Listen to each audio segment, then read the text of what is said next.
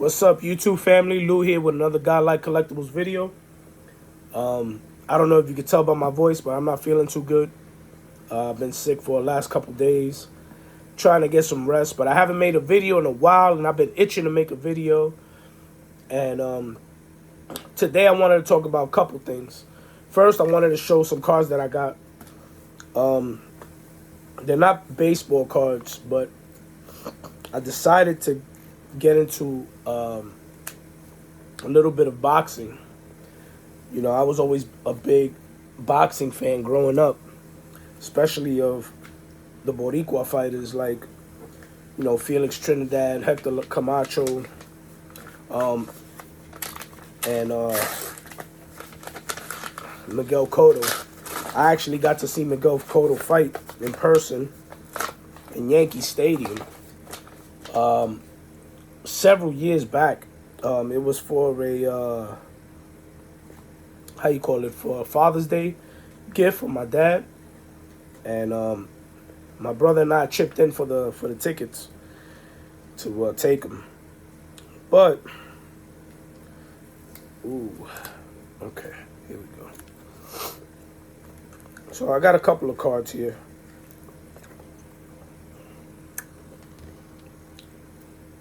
I apologize for my voice, man. It's been crazy. So he put all three cards in one plastic. But I'm gonna take them out. I'm gonna replastic them. Replastic them. I don't even know if that's a word, but so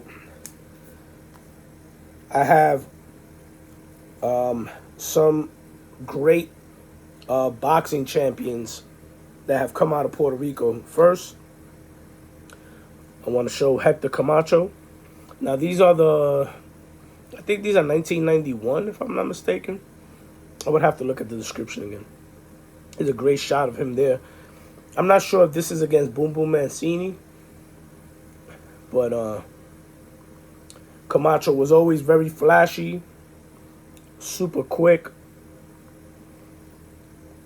great fighter, you know. Didn't have a lot of power, but because he was so quick, he would stun his opponents with multiple punches. Another big-time champ, Wilfredo Gomez. I think he was like a flyweight, if I'm not mistaken. Oh, featherweight. So he was a knockout artist. He was a beast, Wilfredo Gomez.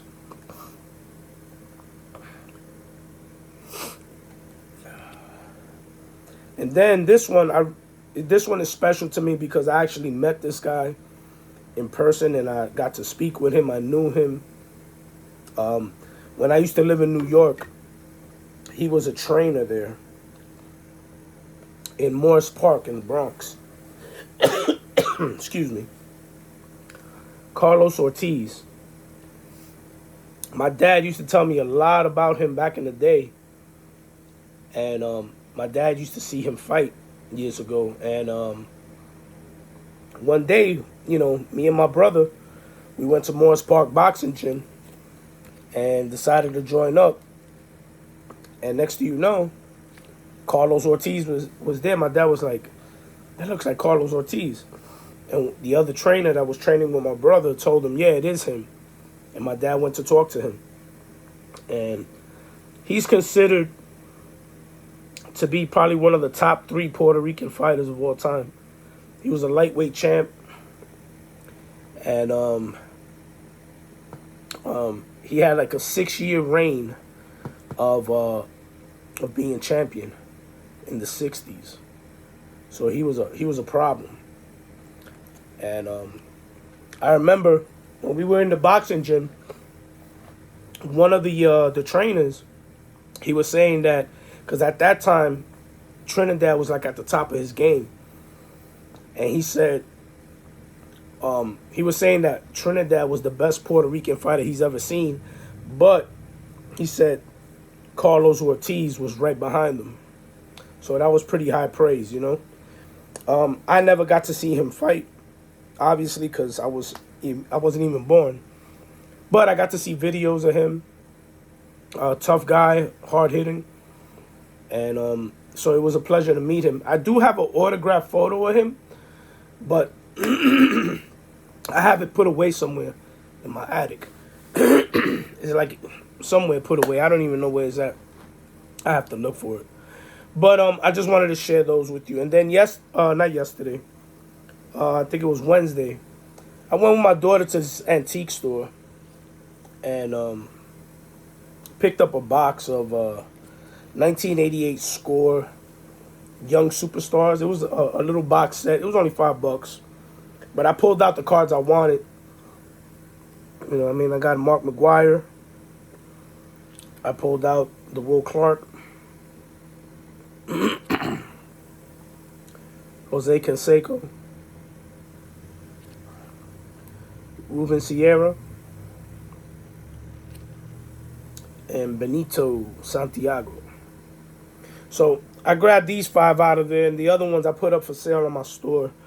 You know, I always like to keep the ones that I want to keep, and then I just sell the rest. Then I picked this up a while ago. I just don't remember where I got it.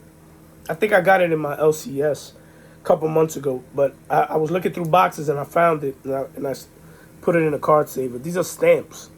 You got Yogi, you got Johnny Bench, and Gary Carter down here, and then Gabby Hartnett at the top. A bunch of catchers. I thought it was really cool. And being that they weren't broken up, I figured I'd keep it together and put it in my in a card saver. So thought this was pretty cool. Something different. Yeah, and I'm looking to get into collecting some boxing cards, especially of Puerto Rican champions. I would like to get a Wilfred Benitez, but they're a little pricey for Wilfred Benitez. So I'm gonna see. And a Trinidad and a Cotto. But I wanted to talk about I saw a video today, and you know, it kind of broke my heart a little bit, because to see somebody struggle, especially when they're going after their dreams, you know, many people in the community, and not only in the car community, but in other communities, comic book community, the action figure community. As you can see, I got a whole bunch of action figures and stuff. And you got people that like to, are sellers. You know, they sell online, they sell at shows. I used to sell at toy shows. And I've always had my eBay store for almost 10 years now. And one of the biggest mistakes I've seen a lot of people do, especially entrepreneurs that are really pursuing it 100%. You know, I think there's like a misguided information. You know, I've been following a lot of resellers, and I'm talking about resellers that sell clothes, resellers that sell everything. And one of the most misguided things is that working for yourself is the best thing ever, right? It's the greatest. The only problem is that when you work for yourself, you have to work that much harder. Let me explain. You know, a lot of people think that because you have your own time, you're making your own hours, you don't answer to a boss. You don't have to clock in. You could take whatever days off you want, this, that, and the other. You know, a lot of it is kind of bogus in the beginning, right? Because you have to build a certain status. And even when you get up to a certain status where you're bringing in enough money, you still have to maintain, especially if you're a one-man show. If you're a one-man show, you have to list every day. You have to ship every day. You have to go get inventory. You have to do all these things that is not easy because it's time consuming. So if you're looking to do only 8 hours a day, then you really got to start breaking down your time and start figuring out where you don't waste any time. See, a lot of people waste a lot of time when they're home working for themselves because they get stuck on apps, on watching TV, watching YouTube, watching, they get caught in the rabbit hole of Instagram and TikTok and all that other stuff. And all it takes is for you to waste 5 minutes here, 5 minutes there, 5 minutes there. The next thing you know, when you add those little 5 minutes here and there, at the end of the day, you wasted an hour, maybe 2 hours of time that could have went dedicated to building whatever business it is that you're doing. Whether it's selling cards, whether it's selling, action figures, or whether it's selling a combination of all of them, right? Comics, whatever it is. Now, a lot of collectors, they get caught up in reselling because it gives them an outlet to make additional money in order to purchase the stuff that they want to collect. Like there's things here that are not for sale in my store. These are my personal items that I purchased for me, for my PC. Now, I sell other items that I really don't want because sometimes I buy in bulk, whether it's cards, whether it's toys, whether it's comics. I buy in bulk to break it up, take what I want, and sell the rest. So today the video I saw is a young lady that I actually been following her for a long time. And I remember her years ago when she first started selling on eBay. And she was part of a group of different resellers that would do like YouTube lives. And they used to do a lot of videos where they invited each other on their channels. Kind of like the way we see in our car community. And I seen this girl go from just a regular eBay seller to the point where she got so big and she got caught up in buying pallets and all these things that she ended up getting like a little warehouse where it was like a store, like a brick and mortar, but it almost looked like it was a like, I don't know if you ever seen like the Goodwill bins, where Goodwill has these stores where they have a bunch of blue bins and they just there's a bunch of stuff packed in there. And she would have sections that were different amounts, $5, $1, $2, $3, whatever. And I don't know the whole story, so I don't want to like give you this long drawn out thing. I just know that she just put out a video that she was closing her store. And she was going out of business. And she was talking about how this last year has been super stressful. She had to lay off all her staff. Her husband came in to help her. And got to the point where, her kids, her oldest child was taking care of the younger child in order for her and her husband to be at the store. And here's my thing. I'm not saying that there's anything wrong with being an entrepreneur. I'm not saying that there's anything wrong with starting your own business. And I'm not saying there's nothing wrong with trying to achieve goals and dreams and all that stuff. Because I think if that's what you want to do, then so be it.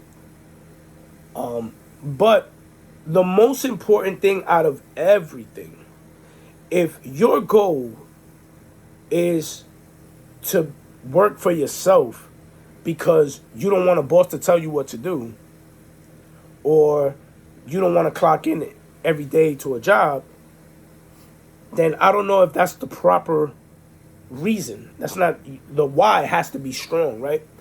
And my why has always been happiness. Happiness above everything, right? I don't care if I'm selling, $10,000 a month on eBay. If I'm not happy because all I'm doing is listing, packaging, shipping, and spending 15, 16-hour days working on my business and ignoring my family, then I'm not going to be happy, right? I'm going to be more stressed out, if anything. I got a great job. I make great money. You know what I mean? I can't complain about my job. I like what I do. But I sell on eBay part-time. And I've been selling part-time for a while. Now, a couple years ago when I had a heart attack and I was out of work for like 4 months, 5 months, as I was recovering, I started listing more cards and more comics and all this other stuff. And I got myself, after doing it for 3 months, I got myself to a point where I was making about, I had a 90-day total of a little over 6,000, right? Which is roughly around 2,000 a month, right? In a 90-day total. And it was great, because had my own hours, I was doing this, that, and the other. But when you got to start figuring out taxes and you got to start figuring out cost of goods, when you got to start figuring out shipping, and all these different things you have to pay, inventory, all this stuff. So I went from making 2,000 a month to really make it only 1,000, right? Because between all my inventory costs, between all my shipping supplies, between, my printer, this, that, and the other, all these things added up. So I was only making about 1,000 profit. So that wasn't going to be enough to pay mortgage, to pay all my other bills, car, whatever. So I had to go back to work. And I'm not ashamed of that because I love what I do. But I'm happy, right? I get to spend time with my wife. I get to spend time with my daughters. I get to spend time with my granddaughter. All these things that I get to do, I'm not stressing. I do the eBay business on the side, but I do it for fun. You know what I mean? Like I still sell things and this and that. And I have a lot of inventory on there. I think I got over 11,000 now. And I got this beast here that I just picked up about 6 months ago. And I hadn't been using it too much, you know what I mean? And I just got a new laptop. That was kind of the reason why. My laptop, I'm going to show you behind me. I got a new laptop there. The old one is underneath it. Now that laptop is a lot better. Check out. Ooh, yeah, Macho Man. So my thing was, it's about being happy.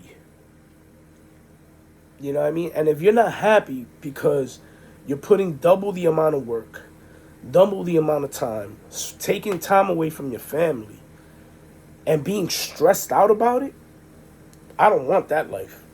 You know what I mean? And it's something that you have to really, really think about. Now, are there successful people out there? Absolutely. There's a bunch of successful people. But they work hard. They put in the time. They hire the personnel that they need, the staff they need to get things done. Me, I'm a one-man band. I list, I ship, and I buy. You know what I mean? But I have fun doing it. Why? Because when I'm buying, I'm also buying for myself. You know what I mean? Because I'm looking for my PC stuff too. And then, when I'm shipping, I throw on some YouTube videos.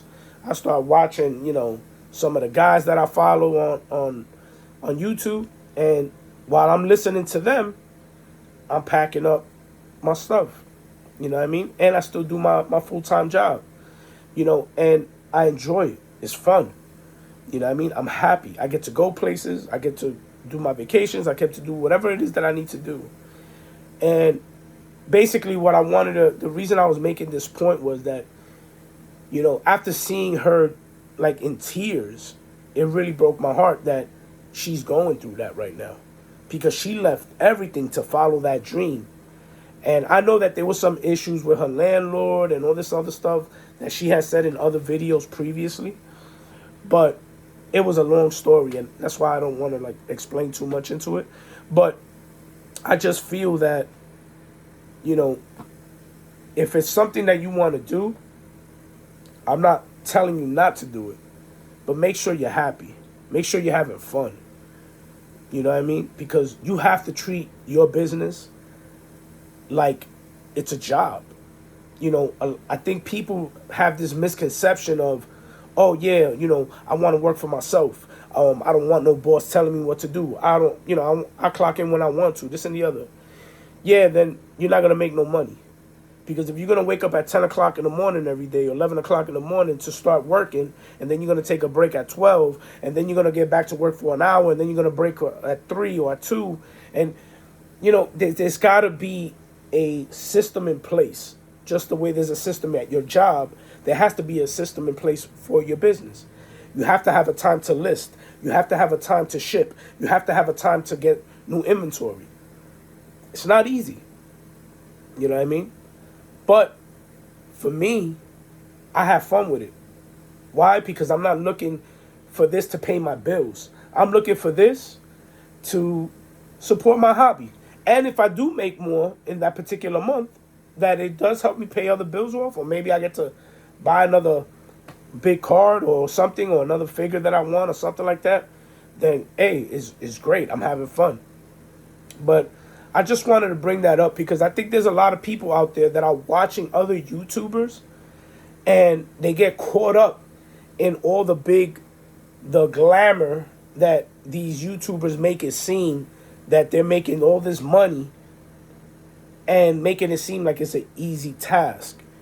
You're putting in work. You're putting in time. And if you're not serious about putting in the work, you're not going to make money. Those people that are making big money in eBay and having other brick and mortar stuff, they put in the work.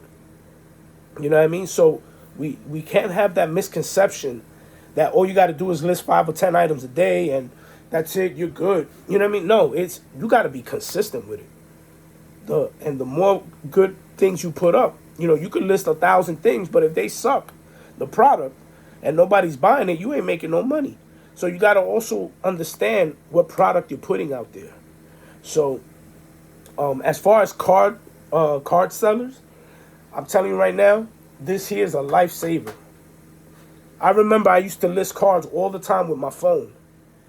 And I used to take like a little stack, 10, 20 cards, take pictures, load it up on my phone, put my details, and list. In an hour, I used to be able to list maybe 30 cards. You know what I mean? In an hour. And today, I think I listed like 200 cards. I had like 3 different sets that I wanted to list. And I listed them within minutes. I scanned all 200 cards. Within minutes, I scanned it. And once you scan it, you just go over the scans, make sure they're good, load it up into your software. If you're using Card Dealer Pro or one of the other ones, load it up, make sure everything is good, boom, export the files. Load it up onto eBay, and within minutes, or seconds I should say, it's loaded up. So it's a game changer. You know what I mean? This is the 8170, the Fujitsu 8170. You know what I mean? So I recommend this beast to anybody. Now it's a little expensive. It's about an $800 to $1,000 machine. So you will be investing some money in it. But I'm telling you right now, the time that it saves you is huge. For example, 200 cards. I was listing about 30 cards an hour, 35 maybe. You know what I mean? So think about that. 30 cards in an hour. So it would take me almost 3 hours just to list 100 cards. That's too long. You know what I mean? So with this, it scans it so quick and it don't damage the card. If you catch it, I recommend like a little box with bubble wrap in it, and boom, it falls nice and safe into the thing. And right now, one of my goals for the new year is for this year to go from, I started the year at 11,000 listings right now. I'm trying to get my store up to 20,000 by the end of the year. You know what I mean? Hopefully it'll be more than that. But yeah, you know what I mean? So I'm like I said, I just wanted to share that with you. I'm under the weather, so I apologize for my voice, for coughing and stuff like that. But I appreciate you tuning in. Feel free to leave any comments down below. Take care. God bless. Be safe. Peace.